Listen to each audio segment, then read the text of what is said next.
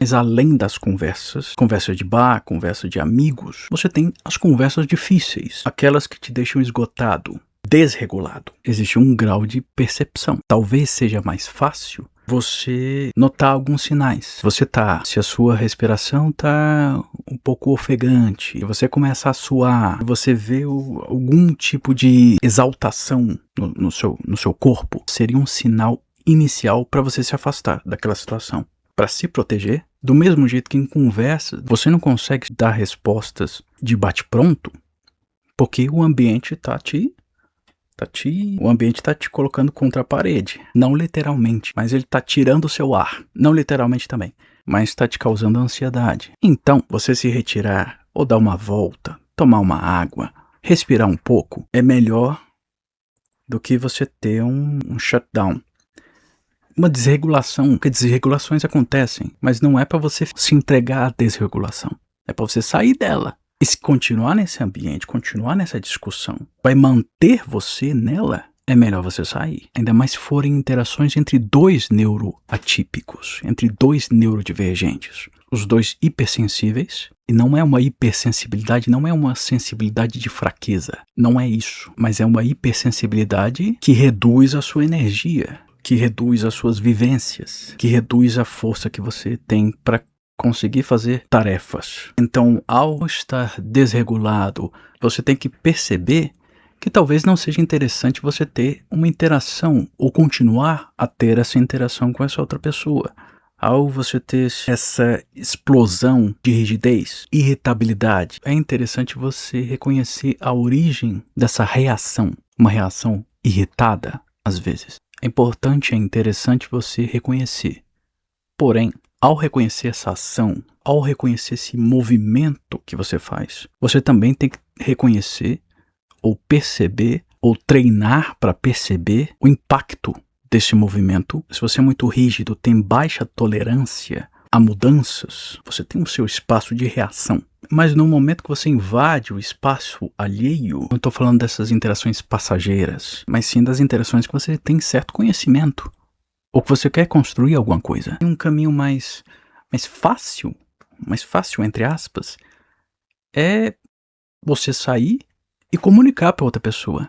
Eu estou desregulado, eu preciso de um tempo sozinho. Ou você falar para outra pessoa que a outra pessoa você está sentindo ou acredita que a outra pessoa esteja desregulada, então não seria o melhor momento para conversar. Se afasta um pouquinho, pensa um pouquinho, depois volta, porque assim a gente não sai do lugar. Então autistas costumam ficar ruminando. E se eles têm uma nova oportunidade de falar sobre aquele assunto, falar sobre aquele incômodo, falar com aquela pessoa que o incomoda, eles vão continuar falando, continuar sendo repetitivo muitas vezes. Falar as mesmas coisas, não sair do lugar, continuar no mesmo tema, só que com algumas abas a mais, porque deu um tempinho para pensar mais, coisa ruim para falar. É difícil ter essa percepção de saber se você está sendo enganado, se essa pessoa está te forçando de modo deliberado, de modo pensado. É difícil ter essa percepção, porque não é porque é autista que automaticamente deixa de ser abusivo, porque essa pessoa está me desrespeitando. Não sou eu que quero participar desse desrespeito, né, para comigo. E se eu tenho algo contra a pessoa, mas falar sobre esse algo vai me desregular drasticamente, o que vale não é beber o veneno e esperar que a outra pessoa tenha bebido. Eu não quero tomar veneno. Se possível, eu modularia essa conversa para, quanto mais difícil ela for, tópicos específicos para que ela acabe rápido. E ser bastante claro, para que ela não fique se alongando. Porque se alongar causa mais desgaste. E quanto mais ela for específica, direcionada, ela acaba mais rápido e os pontos são mais estendidos. Porque o ódio ramifica para muitos pontos, para muitas áreas. Você pode criar inúmeros motivos para sustentar o seu ódio. E assim ele nunca acaba. E assim você vai alimentando ele de novo e de novo. Porque quanto mais você continua, mais distante você fica de se livrar disso que é ruim. Agora, se você der pontos finais, aí você pode domar. Você pode ter controle sobre o que você está dizendo, sobre como isso te afeta. Não um controle total, mas pelo menos algum tipo de controle. Você ficando cada vez mais inflexível e pensando que você não pode ser compreendido. Você não será compreendido. E a rigidez contribui para isso. Enquanto que não é isso, continuar nas mesmas coisas. Tem uma visão aversiva quanto às outras pessoas, quanto às coisas que você tem dificuldade, a comunicação com a pessoa que você tem dificuldade, continuar da mesma forma, usando as mesmas ferramentas, falando do mesmo jeito, falando as mesmas coisas, não faz você ser compreendido. Faz você ser um chato de galocha. Não contribui para o seu caso. Se você quer ser compreendido, desenvolver outras formas de comunicação, tentar se comunicar de outro jeito e não ficar na mesmice, pode fazer com que você avance nos diálogos. Quando eu falo isso, eu penso nas duas formas, né? Na verdade, são várias, né? As suas conversas, seus diálogos com pessoas que te são importantes. Um bom diálogo com elas seria bom, interessante.